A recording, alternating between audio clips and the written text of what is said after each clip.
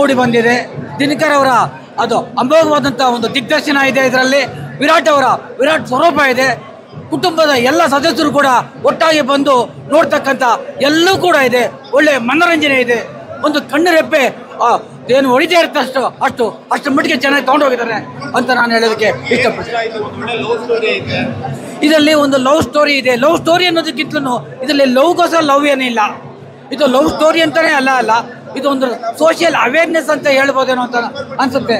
ಅಂದರೆ ಒಟ್ಟಾರೆ ಏನು ಅಂತ ಹೇಳೋದಕ್ಕೆ ಆಗದ ಫ್ರಮ್ ಬಿಗಿನಿಂಗ್ ಟು ಎಂಡಿಂಗ್ವರೆಗೂ ಆ ಸಸ್ಪೆನ್ಸ್ ಹಾಗೆ ಕ್ರಿಯೇಟ್ ಆಗ್ತಾ ಇರ್ತದೆ. ಒಂದಕ್ಕೊಂದು ಸೆಣ್ಕೊಂಡು ಹೋಗ್ತಾನೆ ಇರ್ತದೆ. ಅತ್ಯಂತ ಅದ್ಭುತವಾಗಿದೆ ಅಂತ ಹೇಳ್ತೀನಿ. ಕುಟುಂಬದ ಎಲ್ಲರೂ ಕೂಡ ಬಂದು ನೋಡ್ಬೋದು ಅಂತ ನಾನು ಹೇಳ್ತಾ ಇದ್ದೀನಿ. ನೋಡಿ ಇದ್ರೊಳಗಂತೂ ಆ ಫೈಟಿಂಗ್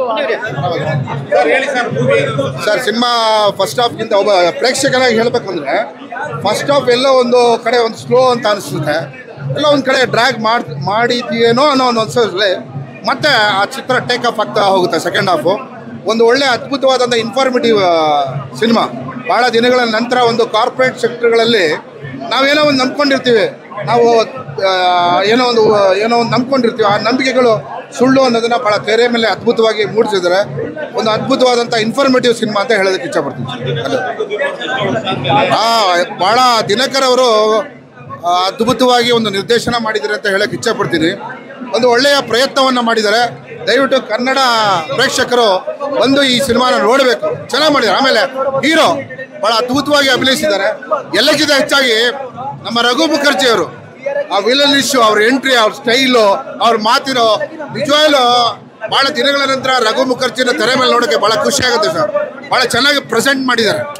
ಅದು ನಿಜವಾಗ್ಲೂ ಭಾಳ ಖುಷಿ ಕೊಡುತ್ತೆ. ರಘು ಮುಖರ್ಜಿ ಅವರ ಒಂದು ಆ ಪೋರ್ಟ್ರೇಟ್ ಮಾಡಿದಾರಲ್ಲ, ಆ ಪೋಷಣೆ ಮಾಡಿದ್ರು ರಘು ಮುಖರ್ಜಿ ಅವ್ರದ ಆ ಪಾತ್ರನ, ಅದಕ್ಕೆ ನಮ್ಮ ದಿನಕರ್ ಸರ್ಗೆ ಹ್ಯಾಟ್ಸ್ ಆಫ್ ಹೇಳ್ಬೇಕು. ಭಾಳ ಚೆನ್ನಾಗಿದೆ.